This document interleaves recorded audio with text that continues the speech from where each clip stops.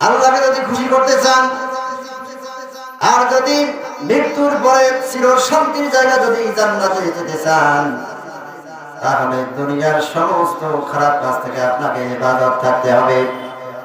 তার কারণ শয়তান এসে মনের মধ্যে কুবুদ্ধি দিবে আর বারবার বলবে যে তুমি এই খারাপ কাজটা করো।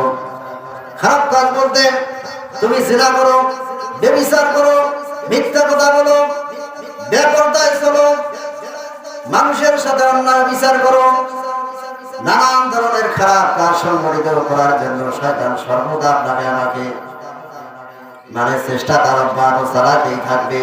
কিন্তু এই মুহূর্তে যদি আপনি আমি যদি শয়তানের বিরুদ্ধে যদি যুদ্ধ করে নিজের নফসকে যদি নিয়ন্ত্রণ করে আল্লাহর নির্ধারিত পথে শরীয়তের পথে যদি নিজের জীবনকে পরিচালিত করতে পারি, তাহলে আল্লাহ তাআলা বলেছেন ওয়াম্মা মান খাফা মাকামা রাব্বিহি ওয়া নাহান নাফসা আনিল হাওয়া ফাইন্নাল জান্নাতা হিয়াল মাওয়া। আল্লাহ তাআলা বলেছেন দুনিয়ার মানুষেরা যদি তার এই নফসকে, তার এই জীবনকে, যেই মুহূর্তে নফসটা খারাপ কাজ করার জন্য যখন ঝুঁকি দিবে, মনের মধ্যে যখন খারাপ কাজ করার জন্য মনের বাসনা তৈরি হবে, কামনা তৈরি হবে, ঠিক সেই মুহূর্তে যদি ওই বান্দা কি করে ওই খারাপ কাজগুলো থেকে নিজেকে হেফাজত করে আল্লাহর নির্ধারিত শরীয়তের পথে আমলে জিন্দেগির পথে নিজের জীবনকে পরিচালিত করে, আল্লাহ রাব্বুল আলামিন বলেছেন ফাইন্নাল জান্নাতা হিয়াল মাওয়া, ওই মানুষদের জন্য আল্লাহ তাআলা জান্নাতের মহাসুর ব্যবস্থা করবেন। বলুন সুবহানাল্লাহ। তাহলে এই জান্নাতে যাওয়ার জন্য আপনারা কি যাবতীয় খারাপ কাজ থেকে কি নিজেকে হেফাজত করতে পারবেন? এই চেষ্টা করা লাগবে না? আমার বন্ধুগণ, আপনাকে যেন আপনি আমি বসে থাকবো, আল্লাহ তাআলা আপনাকে তুলে নিয়ে গিয়ে জান্নাতে বসে দিবেন, এমনটা নয়। আর আপনি যদি জান্নাতে যেতে চান, তাহলে আপনাকে জান্নাতে যাওয়ার জন্য যে পথগুলো রয়েছে সেই পথে চলার জন্য চেষ্টা করতে হবে। আল্লাহ তাআলা বলেছেন ওয়াল্লাযীনা জাহাদু ফীনা লানাহদিয়ান্নাহুম সুবুলানা।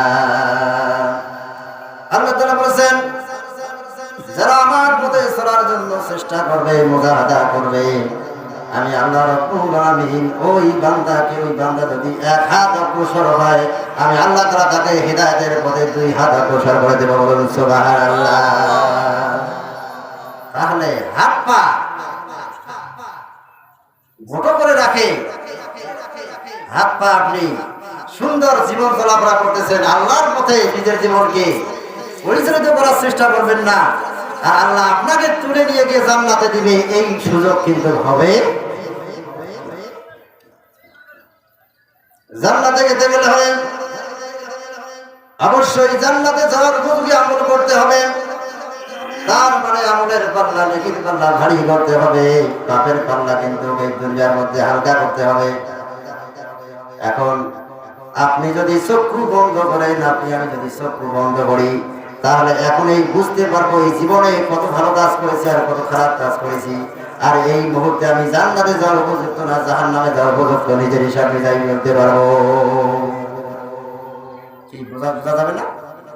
চক্ষু বন্ধ করেন, সারা জীবনের কর্মগুলো একটু হিসেব করেন, আমি জীবনে কত ভালো কাজ করেছি আর কতগুলো খারাপ কাজ করেছি, আর এই হিসাব করতে গিয়ে দেখেন আপনার ভালো কাজের পরিমাণ বেশি না খারাপ কাজের পরিমাণ বেশি। কি করবেন? এই মসজিদের মধ্যে বছরের পর বছর ধরে ইমাম সাহেব কথা বলে, কিন্তু মসজিদের মধ্যে মুসল্লি ভাইরা কথা বলেন ঠিক কিনা? কি আপনাদের মসজিদ কি ৫ ওয়াক্ত নামাজে ভরে যায়? হ্যাঁ, কেন ভরে না? হেদায়েতের মালিক হলো আল্লাহ। যারা বছরের পর বছর কুরআনুল কারীমের কথা, হাদিসের কথা শোনার পরেও যারা সেগুলো মানে না, এবং সেদিকে নিজের জীবনকে পরিচালিত করে না, আল্লাহ রাব্বুল আলামিন ওই সমস্ত মানুষদেরকে কোরআনের ভাষায় অধিক বোঝা এবং অন্ধ হিসেবে আখ্যায়িত করেছে। আল্লাহ তাআলা বলেছেন সুম্মুন বুকুমুন উমিয়ুন ফাহুম লা ইয়ারজিউন। আল্লাহ তাআলা বলেছেন যারা বছরের পর বছর কোরআন হাদিসের কথা শোনার পরে সে অনুযায়ী নিজের জীবনে বাস্তবায়ন করে না, আল্লাহ তাআলা বলেছেন তারা বধির বুভা অন্ধ। তারা দেখার পরেও ভালোকে দেখে না, ভালো কিছু শোনার পরে সেটাকে ভালোভাবে শ্রবণ করে না, এবং অন্তর দিয়ে ভালো কিছু ইচ্ছা করলে পরিকল্পনা করতে পারে, এবং মন দিয়ে সেটা চিন্তা করে খারাপটাকে বর্জন করে ভালোটাকে গ্রহণ করতে পারে। এই কাজগুলো যারা করে না তারা হলো বধির বুভা অন্ধ। তারা কোনোদিন ফিরে আসবে না আল্লাহর পথে। শুধু এটাই নয়, যারা এইভাবে বছরের পর বছর জীবন অতিবাহিত করতেছে, নামাজের কথা শোনার পরও নামাজ পড়ে না, রোজার সময় রোজার কথা শোনার পরে রোজা রাখে না, সুদের কোরআন হাদিসের বক্তব্য শোনার পরেও জীবনের সুদ ছেড়ে দিতে পারে না, যারা জিনার বক্তব্য শোনার পরেও জীবনে জিনা ব্যভিচার ছেড়ে দিতে পারে না, এইভাবে যত ধরনের অপরাধ সংঘটিত হয়, শরীয়ত বিরোধী যত কর্মকাণ্ড দুনিয়ার মধ্যে মানুষ সংঘটিত করে, এই কর্মকাণ্ড গুলো এত ওয়াজ নসিহত মসজিদের মধ্যে ইমাম সাহেবের খুতবা দেওয়ার পরেও যারা ভালো পথে আসে না, খারাপ পথে থাকে যায়। আল্লাহ তাআলা বলেছেন খাতামাল্লাহু আলা কুলুবিহিম ওয়া আলা সামইহিম ওয়া আলা আবসারিহিম গিশাওয়া ওয়া লাহুম আযাবুন আযীম। আল্লাহ তাআলা বলেছেন ওই সমস্ত লোকদের অন্তরের মধ্যে আল্লাহ তাআলা মোহর মেরে দিয়েছেন, এবং মোহর মেরে দিয়েছেন তাদের শ্রবণ শক্তি কানের মধ্যে এবং দৃষ্টি শক্তির উপর।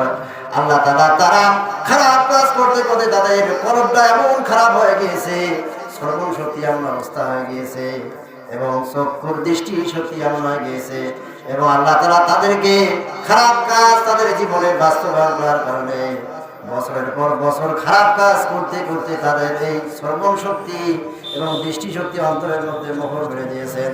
এরা কখনো আল্লাহর পথে ফিরে আসতে পারবে না, এবং তাদের জন্য রয়েছে ওয়ালাহুম আযাবুন আযীম, জাহান্নামের যন্ত্রণাদায়ক শাস্তি। সম্মানিত উপস্থিতি, তাই একটু হিদায়াতের পথে আসুন। বছরের পর বছর ইমাম সাহেব মসজিদে আলোচনা করার পরেও যদি সেখানে নামাজি মানুষ তৈরি না হয়, বুঝতে হবে ওই লোকগুলোর অন্তরের মধ্যে আল্লাহ মোহর মেরে দিয়েছেন, ওরা হেদায়েতের পথে সহজে আসতে পারবে না। আর যদি কোরআন হাদিসের কথাগুলো শোনার পরে যদি আমি যদি আল্লাহর পথে, শরীয়তের পথে, আমলে জিন্দেগির পথে চলার জন্য যদি চেষ্টা করি, আল্লাহ তাআলা অবশ্যই আপনাকে সে পথে এগিয়ে নিয়ে আল্লাহ আপনার আমার জন্য হেদায়েতের পথকে উন্মুক্ত করে দিবেন। আল্লাহ রাব্বুল আলামিন আমাদের সকলকে যেন দুনিয়ার যাবতীয় খারাপ কাজ তথা শরীয়ত যে খারাপ কাজগুলোকে করতে নিষেধ করেছে, এই খারাপ কাজগুলো থেকে নিজের জীবনকে ইবাদত করব, এবং যতদিন বেঁচে থাকবো প্রতিটি মুহূর্ত যেন আল্লাহকে হাজির নাজির রেখে আল্লাহকে স্মরণ করে প্রতিটি মুহূর্ত ঈমানি হালতে চলা, এবং বেশি বেশি নেক আমল করে নেকির পাল্লা ভারী করার জন্য আল্লাহ তাআলা আমাদের সকলকে তৌফিক দান করেন। সকলে মিলে আল্লাহুম্মা আমিন। ওয়া আখিরু দুআনা আলহামদুলিল্লাহি রাব্বিল আলামিন। আসসালামু আলাইকুম ওয়া রাহমাতুল্লাহি ওয়া বারাকাতুহু।